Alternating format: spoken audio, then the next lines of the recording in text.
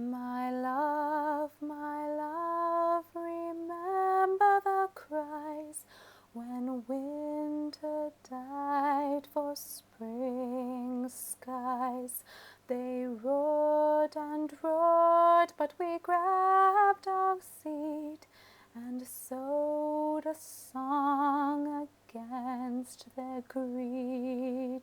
Hello everybody and welcome back to another review. I didn't just sing for the heck of it. Nobody judge, yes I know I'm not that good. But today I'm here to bring you a review. And this review is going to be similar, if you can recall, to my review of the Bone season. So grab a snack, get some hydration. This might take a while. So if you recall my Bone season review, I did that review because I really wanted to bring some attention to this book that I thought not enough people on BookTube were at least talking about, so I assumed hadn't read. And I'm doing the same thing here. This is the first book in a projected trilogy, and it is a debut by this author, another young-ish author. He's 26. And that book is Red Rising by Pierce Brown. The first book in his, I do believe it's being called his Red Rising trilogy. I don't have a clever name for it like I did for the Bone season. This is a book I had seen around on the shelf. I recall when the hardcover came out, and I remember this cover just because it's fairly striking and I couldn't miss it. And I also saw, it's not on the front of this one, thank goodness, because I hate blurbs like this. It said, "First Ender, then Katniss, now Darrow," and if you recall my Bone season review, I hate comparative blurbs. I think it just creates expectations and implies that nothing's original, but we won't go into that. I'm going to talk about what this book is about. But first I actually need to explain the world to you a little, because if I start trying to explain the book without explaining the world building, then we're gonna get really confused really fast. Conveniently enough, there's a chart. So here's a chart. We're going to go through this chart. This chart that you're looking at over here, I think, is essentially the breakdown of the caste/class system of the world of Red Rising. It does take place in the future out on the planet Mars, and society has been divided into this lovely pyramid based on colour. And each colour represents a certain level of class in society, as well as sort of what these people do. So your colour pretty much determines what you do as your job. So first we have at the very bottom the Reds. The Reds are essentially the worker ants of this society. These are people who perform all the mass labours in the mines of Mars, and actually our protagonist Darrow is a Red. I think I heard correctly that Pierce Brown compared these to kind of the Irish immigrants of America. So they were, you know, they came in, they were a huge mass of people. They weren't really liked or respected by anyone, and so they pretty much did all the jobs that nobody wanted to do. Moving on, we have the bottom three, so you have browns, obsidians, and pinks. The pinks are essentially people trained in the art of sex, massage, and general pleasure, so you're kind of looking at like prostitutes and other things like that, unfortunately, so it's very physically attractive people. They are often collected by those at the top as a symbol of status. I'm not gonna lie, that really makes me sick. Next you have the obsidians. These are massive people. They are usually like over 7 feet tall, and they apparently look very Nordic. They are very pale and have like blonde hair. They forswear advanced technology in favor of like heavy armor and melee weapons. So like these people should be scaring the crap out of you. Again, like the pinks, they are collected as trophies by those who are in the elite of society. And the last on that little second rung are the browns. These are ushers, footmen, cooks. Basically imagine the downstairs of Downton Abbey and you have the browns, if that makes any sense. Right above all that are the greys. The greys are essentially the police. They're valued for things like discipline and loyalty, but they have no initiative and no imagination. They're essentially really good as a brute force. They are trained in the arts of modern warfare, so they can be very dangerous. Going up, we have oranges, violets, greens, yellows, and blues. Starting over with the oranges, these are kind of tinkers, Tinker Tailor Soldier Spy. They are mechanics and engineers, systems maintenance, all sorts of things like that. So really, really good with their hands, I guess you could say. Violets are the artists. They pretty much exist to entertain all of society and are definitely highly prized by those in the elite who will frequently serve as patrons of their arts. Greens are like computer nerds. They're the programmers, the developers of technology, physicists, hackers, systems administrators and engineers, those are the green. Yellows are the doctors and psychologists and scientists. They're really highly trained academically. Lastly, on this rung, we have the blues. The blues are the math nerds. They're really good at complex mathematics and astronavigation, and they also tend to pilot the starships for society. They're apparently noted for muted personalities and fastidious natures, and very bright blue eyes. Moving up, we have the coppers, whites and silvers. The coppers are administrators, lawyers, bureaucrats, all those people you kind of just want to punch in the mouth. Those are the coppers. They are highly sycophantic and really want nothing more than to just network around. Next to them you have the whites, priests and priestesses. So this is your religious sect of society. And they also tend to serve as judges in the courts for both high and low colours. And lastly, on this rung we have the silvers. These are the drivers of the economy. They are meant to innovate products and run businesses and be like running the financial markets, but they're not necessarily meant for power, physically or mentally. So they are just a step below the elite, the ruling class of society, the golds. The golds are essentially considered the pinnacle of humanity. They're inspired by Greek myth, which they confuse with Roman myth. It totally fits, I'm not gonna harp on it. They are very cruel and beautiful and are literally better than everyone else at everything, with raw intellect, physical brutality, political cunning, and they rule everything with an iron fist. Basically, they're the biggest douchebags you will ever meet in the history of douchebags. Okay.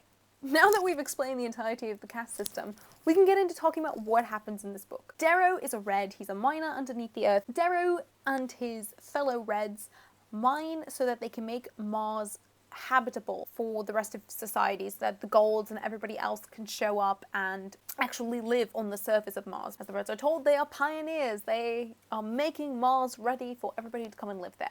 And the reds clearly don't live very long, because he talks about being an adult and he's only 16 and he's married. I mean, not like a girlfriend, I mean married. And that makes a lot of sense because they're mining in a very dangerous area and dangerous terrain, and so they just don't live long. One day, Darrow and his wife, Io, sneak out to go look at the actual stars as opposed to just being under the earth. They get caught and they are sentenced to be punished. Darrow gets lashed. I can't remember exactly how many times, but he gets whipped really badly. And then they pull up Io to whip her. And as they're whipping her, Darrow realizes that Io is going to do something very rash. What she's going to do is sing the very song that I very poorly sang at the beginning of this. That song, the Song of Persephone, is considered a banned song, if you will. It got Darrow's father killed a number of years ago at the young age of like 25. And so Darrow knows that Io, who's been burning with this passion and this dream that they were meant for something better, he knows she's going to make a statement and it's going to cost her her life. No surprises there. It does. She's killed, she's hung. It's absolutely horrible and brutal to experience because on Mars gravity is a little lighter. So in order for someone to truly hang and for you to basically commit a mercy kill, you have to pull on their feet, and they have the loved ones to it. So Darrow essentially ends his wife's misery faster, and it's a heartbreaking scene to watch. By the way, this is all in just like the opening third of the book. Welcome to Red Rising!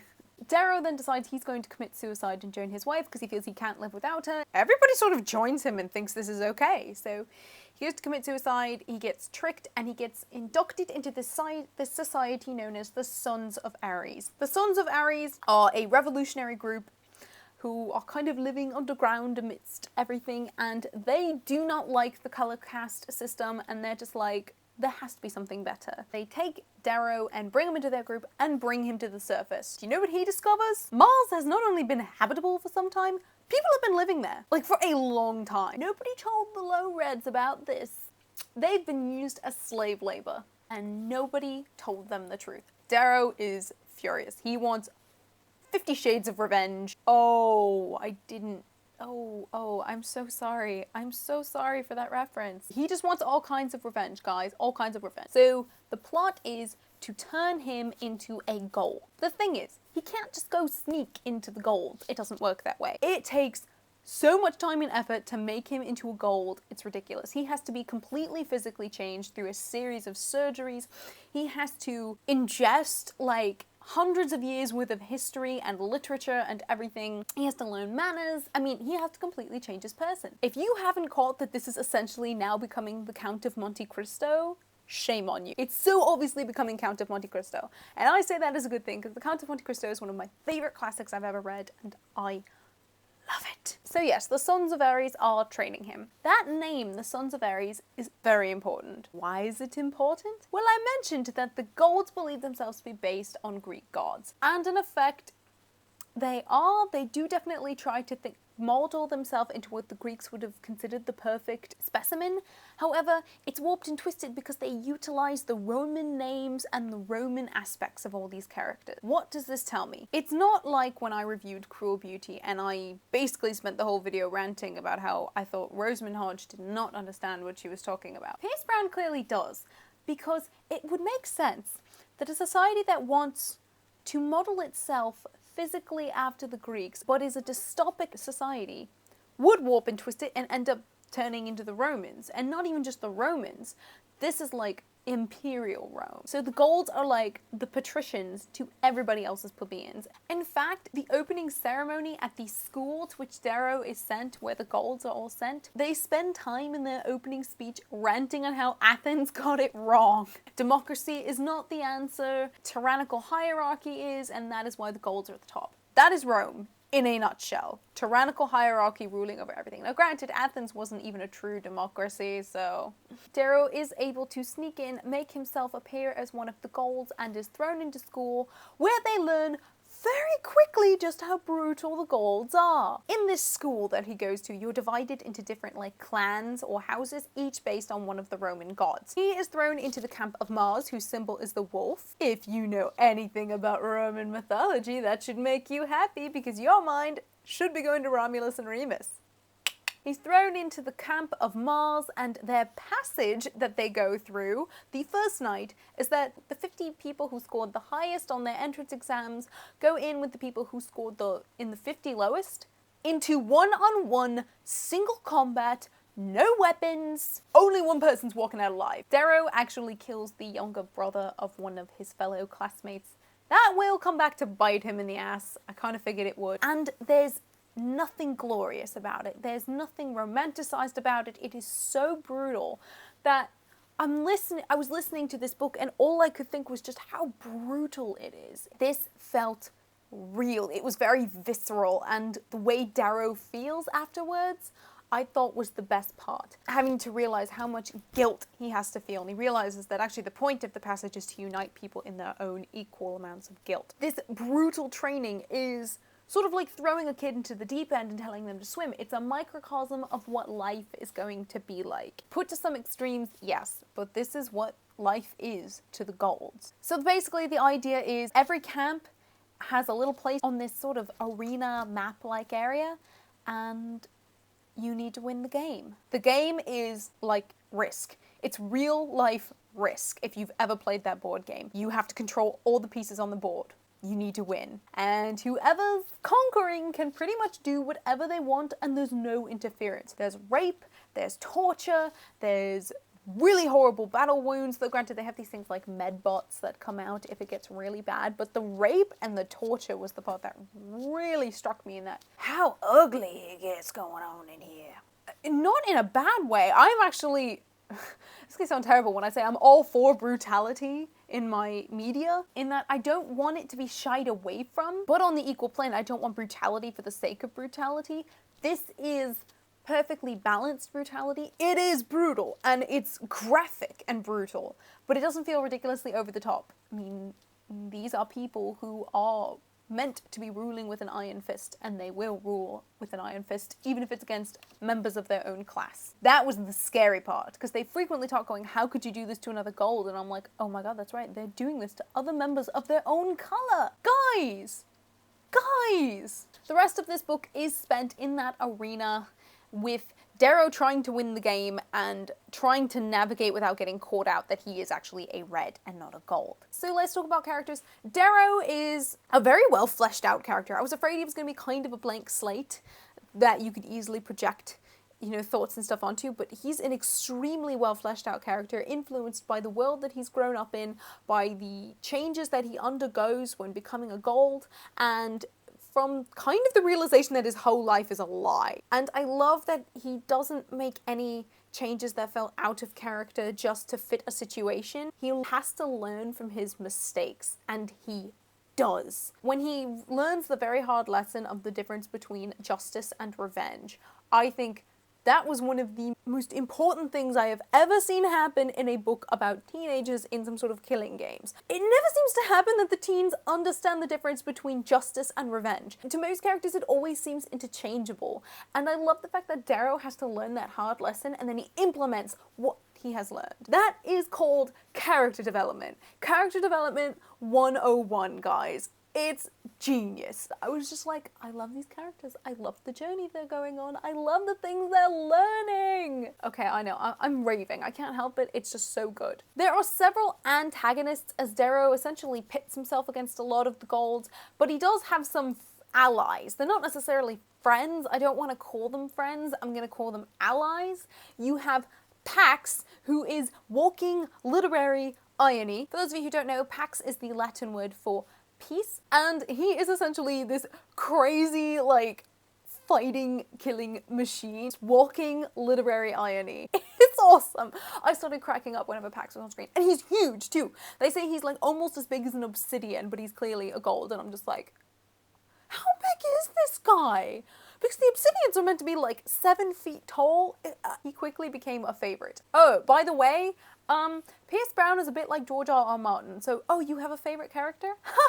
Not anymore.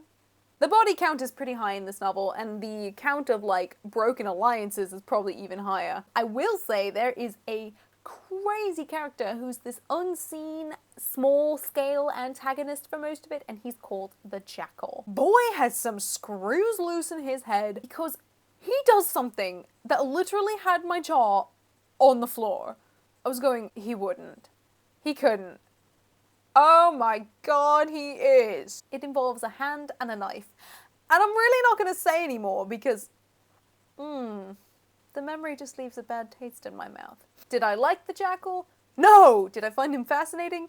Yes, because he's clearly a little insane. Or sociopathic. There's some really great female characters in this. You have one who's the Praetor of House Minerva, and her nickname is Mustang. She has a real name, but I remember her nickname better because they call her Mustang for like the whole thing because she rides a Mustang. She's awesome and teams up with Darrow at one point, and they make a great team. She teaches him some things while at the same time she's learning some things about Darrow. Great stuff with that, and the finale is it's awesome. The ending is paramount. I don't know how many times I can say this phrase because it's so true. The ending is the last thing we read, it's the last thing we see, it's the last thing we remember. The ending of Red Rising left me wanting more so badly. It was like a physical need. I finished this book and immediately messaged my best friend and said, I have a book I know for 100% you will like. Did I like this book? Oh, hell yes. I was in love with this book. I loved the characters. I loved how they developed. I think that the use of all the different areas of Greek and Roman society, culture, and mythology, all thrown in on Mars with other elements in there, brilliant. The shades of Antigone and the Count of Monte Cristo and pieces of like the film Gladiator. I was like, this is amazing. It's all rolled into one. And it didn't feel derivative. That's the part I liked the most. It didn't feel derivative of anything else. I read this and went, I have never read something like this. As a whole, it doesn't remind me of anything. There are bits and pieces, obviously I'm making references, and there's a whole bunch of really clever references in here. My favorite one is to this famous speech at the end of The Great Dictator by Charlie Chaplin, where Charlie Chaplin is impersonating a dictator, and he goes up and he has a line where he says, "Soldiers, don't give yourselves to brutes. Men who despise you, enslave you, who regiment your lives, tell you what to do, what to think, and what to feel, who drill you, tire you, treat you like cattle, use you as cannon fodder. Don't give yourselves to these unnatural men with machine minds and machine hearts." And that line is almost directly referenced in here. It was awesome. I caught it, and Pierce Brown noticed that I caught it. As he says, hashtag perfect film. It is. If you haven't seen The Great Dictator, you need to watch it. Throwing in elements like that, if you catch them, make this book all the more interesting, because once I caught that was in there, I was like, oh my god, it's the speech from The Great Dictator, and I was like, oh, that means I can like totally tie that speech in here and I can have fun, and my literary analytical mind just kind of went haywire. It was awesome. Same as when I realized all the different bits of Count of Monte Cristo, of Antigone, and all sorts of other literary references in here. I'm going to put the book down for a bit so I can use both my hands. Yay, talking with our hands. Let's talk about the whole Greek and Roman thing. There is a very clear line drawn in the sand between the Greek aspect and the Roman aspect of Red Rising. It's spoken by the characters of the Sons of Ares. They very deliberately call themselves the Sons of Ares and not the Sons of Mars, because they want to make a point of saying, we are modeling ourselves after Ares, the actual Greek god Ares. For those of you who don't know, Ares was a dick. Ares was hated even by the rest of the Olympians, okay? He got locked up in like a bronze jar at one point by two sons of Poseidon, and I don't think any of them really cared if they rescued him from it. The company that he kept was fear and chaos and discord. Quite literally, those were like his children and his compatriots. He would blanket himself with the skins of men that he killed. He would get into fights just so that he could see blood spilled. He didn't care who won. Compare that with Mars, the Roman equivalent, who was much more noble and stately and represented the glorious idea of war, the idea of winning honor on the battlefield, of fighting with dignity and being more martial, more organized. That is why the Golds use Mars as their standard and the Sons of Ares use Ares as their standard. This is done deliberately, and Pierce Brown even has the characters mention that that was done deliberately. That made me so happy that I cannot even explain how happy I was.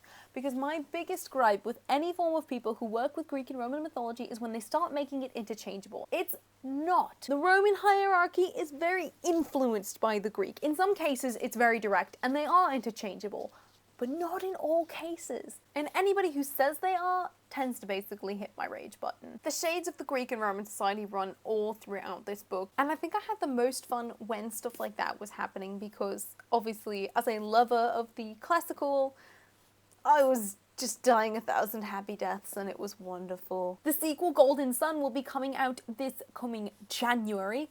I'm gonna have to wait a little longer because obviously I got this in paperback. It needs to match. As much as I hate derivatives, I'm gonna do what I did with the Bone Season and make some derivative comparisons to let you understand why everybody should read this. If you like Hunger Games and Ender's Game, you should read this book. If you like Rick Riordan in any form of Greek or Roman mythology, you should read this book. If you like the film Gladiator, you should read this book. And if you're a huge fan of classics like The Count of Monte Cristo, or even going further back, Antigone and any other Athenian tragedy, you should read this book. If you're a huge fan of complex and well-detailed world building, in-world mythos, and astounding character development, you should read this book.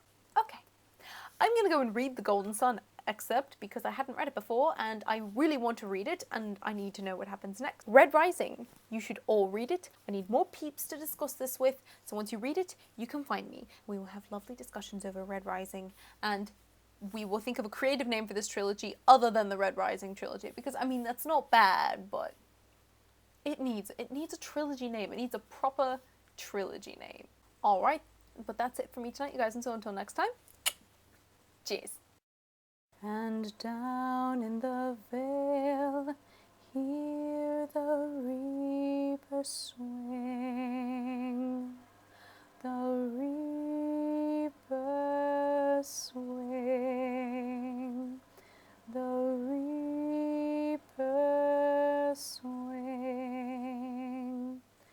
Down in the vale, hear the reaper sing, a tale of winter done.